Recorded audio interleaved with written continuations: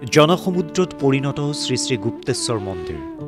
ঢেকিয়াজুলিৰ শিঙৰিত অৱস্থিত ঐতিহাসিক শ্ৰী শ্ৰী গুপ্তেশ্বৰ মন্দিৰত অনুষ্ঠিত হৈ থকা অতিৰুদ্ৰ মহাযজ্ঞৰ আজি পঞ্চমটো দিন। লোকে লোকাৰণ্য হৈ পৰিছে গুপ্তেশ্বৰ মন্দিৰ চৌহদ।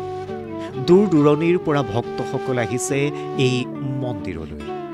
একেৰাহে ভগৱান শিৱক আৰাধনাৰে মন্ত্ৰ উচ্চাৰণেৰে ব্যাপক হাৰত ভক্তগণৰ ভিৰ হৈ আছে মন্দিৰ চৌহদ। দাক্ষিণাত্যৰ পৰা আহিছে 250 গৰাকী পুৰোহিত আৰু এইসকল পুৰোহিতে একেৰাহে শিৱ বন্দনা আৰু মন্ত্ৰোচ্চাৰণেৰে ভক্তিৰসেৰে জীপাল কৰি ৰাখিছে মন্দিৰ চৌহদ। মন্ত্ৰী অশোক সিংঘালো দিনে ৰাতি ব্যস্ত আছে এই অতিৰুদ্ৰ মহাযজ্ঞত।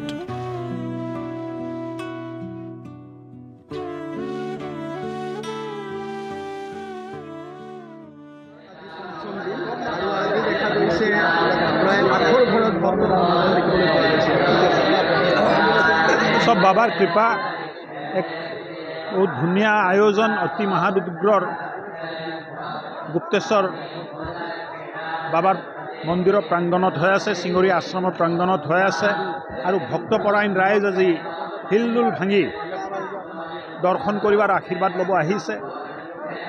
মনটো খুব ভাল লাগি আছে, ভক্তিময় পৰিৱেশ হৈ আছে আৰু এই কল্পনা প্ৰায় 1 বছৰ আগৰ পৰা আমাৰ চলি আছিলে। আজি মনটো খুব ভাল লাগিছে। যিসকলে এতিয়ালৈ মানে অহা নাই, ভাবি আছে আহিব লাগে, দৰ্শন কৰিব লাগে, আশীৰ্বাদ ল'ব লাগে। ঢেকিয়াজুলিৰ পৰা Pankaj Kumar Nath, news desk report.